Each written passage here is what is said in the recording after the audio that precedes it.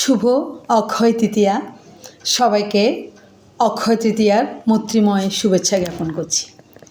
আসলে অক্ষয় তৃতীয়া কেন আমরা পালন করি এবং কেন পালন করা হয় তা নিয়ে কিছু তথ্য আপনাদের সাথে শেয়ার করার চেষ্টা করছি। আসলে এই তিথিটাকে অক্ষয় বলা হয় কেন?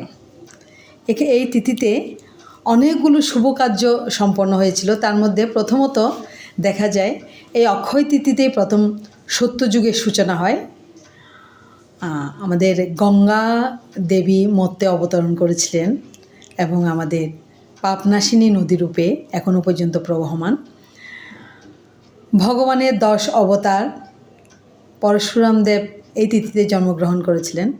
এই তিথিকে পরশুরাম জয়ন্তীও বলা হয়। এই তিথিতে ব্যাসদেব প্রথম মহাভারত রচনা করেছিলেন এবং শ্রীকৃষ্ণের বিভিন্ন বাণী এবং অক্ষয় পথ প্রদর্শক হিসেবে ব্যাসদেব এই মহাভারতটা রচনা করেছিলেন। আবার এই তিথিতে দেবী পার্বতীর অপর একটি রূপ মা অন্নপূর্ণা আবির্ভূত হয়েছিলেন। এই তিথিতেই ভগবান শ্রীকৃষ্ণ অতিথি রূপে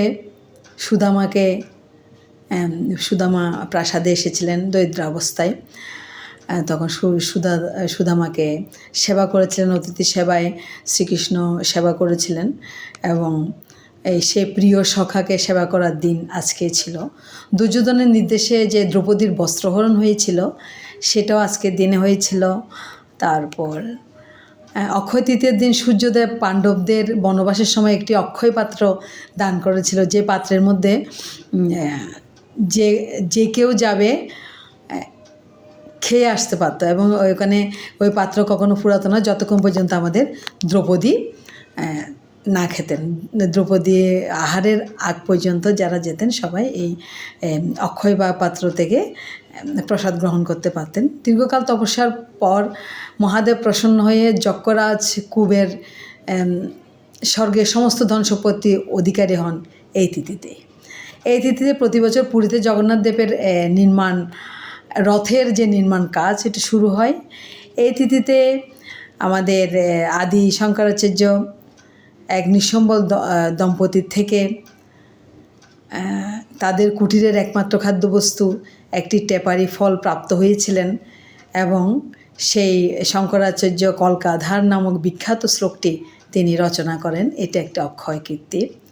গোয়া এবং কেরল এই তিথিতেই পরশুরাম ক্ষেত্র নামে চিহ্নিত হয় এবং এই তিথিতে আমরা দেখা যায় মালা জপ, গুরু সেবা, শ্রবণ, ভাগবত শ্রবণ, কীর্তন করা হয় এবং গৌর গোবিন্দের চরণ সেবায় ব্যস্ত থাকা হয়।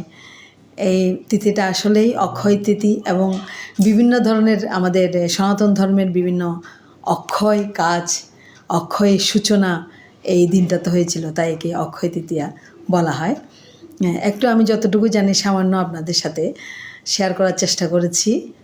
সবাইকে আবারও শুভ অক্ষয় তৃতীয়া। অক্ষয় হোক সবার বন্ধন, অক্ষয় হোক সবার জীবন। ধন্যবাদ সবাইকে। শুভ অক্ষয় তৃতীয়া।